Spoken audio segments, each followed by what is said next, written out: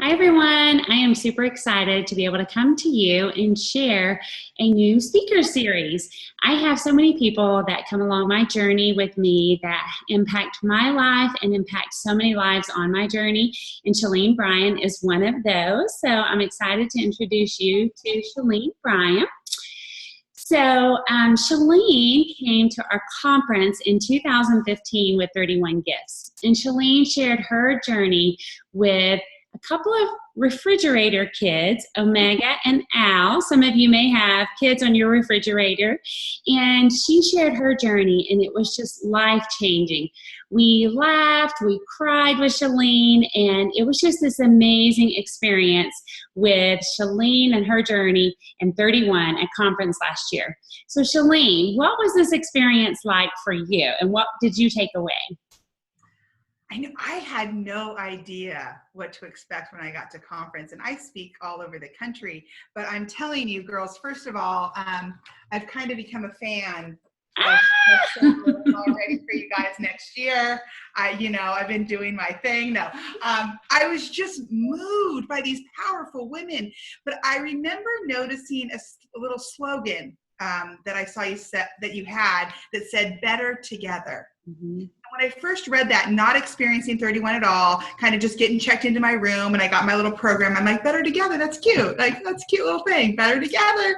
And then I experienced conference. And these women and these stories and the messiness sometimes in our lives and our marriages and with our children, and the successes with our business and our weight and our journey. I'm like, oh my gosh, this whole thing is better together. I mean, it's like an accurate picture of the body of Christ, right? Someone's the toe, someone's the finger, someone's the ear, the eye, and that whole body put together. It's so much better together. I'm so much better with both hands than just one, right? Or missing a foot. And it doesn't matter what part of the body you are. It's just that's better together. And it meant so much more to me. But the women that shared with me personally at conference, the joy that they have and the love they have for not only their teams and the consultants, but the leadership even that you bring, Cindy, taking time to go meet in their cities at a coffee house with 14 people there, it's showing up. And when we show up, we are going to be better together. One person cannot multiply.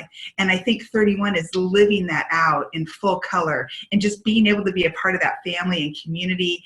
I was forever changed. Didn't know about 31 until I came to that conference. And now I am a 31 fan. It's amazing. That is awesome. Well, from being at conference, one of the things, and being around me, we've spent a little time together, and that I am so passionate, and my mission is to really help women reach their potential. But so many times we can get distracted from trying to reach that potential. And I'm all the time trying to figure out what is it that allows women to get distracted and to keep us from reaching that potential, that calling that God has on all of us. So what are your thoughts around that? Yeah, I get distracted. So I think that it's owning it, right? I get distracted and I need to fire the person that's keeping my schedule. And I'm like, oh wait, that's me. I need to fire her. It's sometimes being able to tell ourselves that this might not be my best yes today. Mm-hmm. I'm saying no to it, because these adventures and exciting things that are happening in my company or in my marriage or with my children are amazing, and those are important. But I feel that sometimes I get distracted because of my fears. Fears of making that phone call, fears of throwing that party, fears of meeting that neighbor, fear of failure. And the more I dive and unpack that, I realize that fear is the opposite of faith. They can't live together. It's like oil and water. Right. So my fears aren't actually facts at all, because faith is being sure of what I hope for and certain of what I can't see, in spite of how I'm feeling about it. And so that was a big game changer for me. And then giving people permission in my life, in my small circle of friends, to say, when you see me in a state of fear, I want you to push me. Because then gravity takes over, right? When we just jump and make that call or throw that one party or go and say, I'm sorry to that one person that we maybe ticked off. It's a game changer because the fear can no longer control me or paralyze me. That's awesome. So speaking of faith, you have a new book out. Congratulations. Oh, great. And it is called Ridiculous Faith. And I have had a chance to read almost all the chapters. And I loved how you share your personal stories. You have these great little stories throughout the whole book, and how, it's not always been easy for you to maybe have faith in a moment, but, you've learned that through so many of your experiences.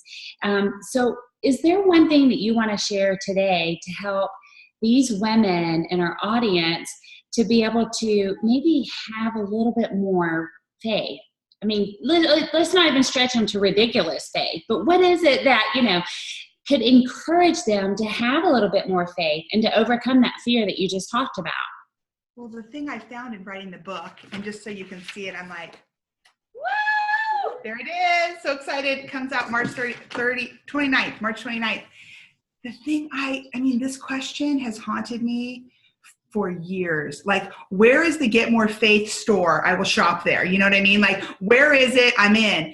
And then as I was studying God's word in Hebrews, and to prepare for this book, actually, this book was written for me. It's because I suck in this area, right? And so as I'm writing this book, I realized, Shelene, it's not about you having more faith. It's you finally surrendering and recognizing that it's God who's faithful. So when I'm seeking him first and his kingdom, all these other things are going to be added to me as well.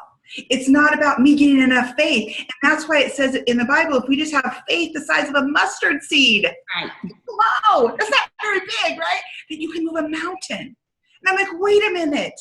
Because I was trying to be, okay, maybe I'm just not super Christian enough, or maybe I don't, I know I'm not Beth Moore. Or, no, God's like, I don't need you to be faithful, Shelene. I'm faithful. Mm-hmm. Put your faith in me. And that mustard seed will grow into the ridiculous adventures I have for your life. And I'm like, oh my gosh, that just totally took the weight off of me, because I was so busy going, how do I get more faith? Where's the faith store? I'll buy it. Can I go to another seminar? What is it? And it's like, no, Shelene, it's God who's faithful. It's even thinking about that faith store. So many times we want it at a discount too, right? We wanted to spend 5 minutes in our little, journal in the morning, or 5 minutes and, just reading a little passage or something. That we want it at the discount store. We not only want the store, but we want it on sale too. You want to have to invest the time in, leaning into God and leaning into what he has for us, because he has enough faith for us. I love that. That's awesome. So true. So this is your second book. You are very busy trying to, speak. You've been speaking all over the country, trying to write a book, trying to promote the book. You're a mom of 2 beautiful children and a wife of an amazing husband. And I know that you try to serve in your community. You're serving across the world. You have so many things. And I think that so many women, have this plate that is full.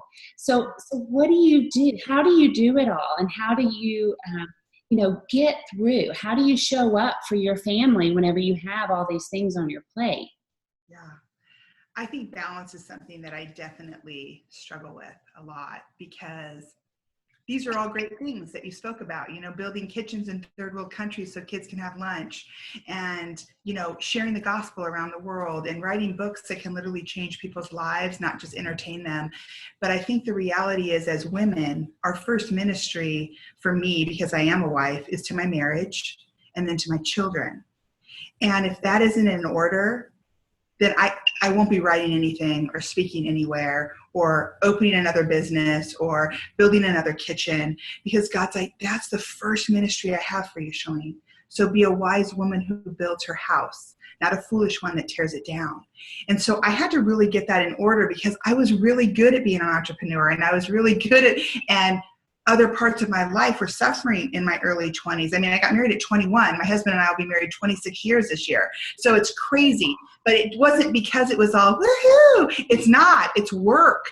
But God was the glue, and he had to prune me. He had to prune me. Like, so we prune our rose bushes, right? So they grow back. But pruning requires cutting. And cutting freaking hurts, okay? So I needed to be pruned in order to see that I was out of balance.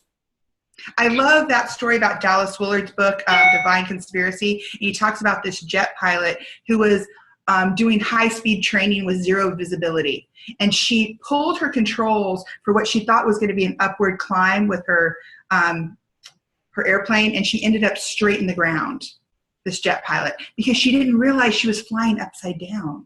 And I think for me in my high-speed life, like most of the women watching right now, I mean, it's laundry, it's homework, it's the kids' carpool, it's running your 31 business, it's empowering the women under you, it's meeting your neighbor, it's making dinner, sex with the husband, laundry again, and tomorrow we're going to wake up and do it all over again.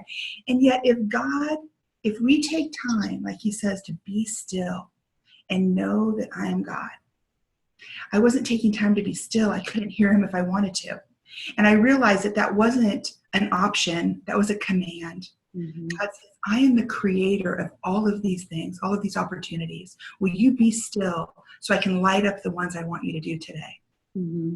Because so often whatever screams at me the loudest today gets my attention, and it's because I want to shut it up, but it's not necessarily the most important thing.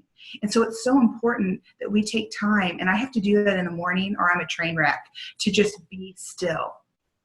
So I can listen, not turn on my phone, not look at an email, not look at an Instagram post, not look at the schedule yet of the day, but to really be still.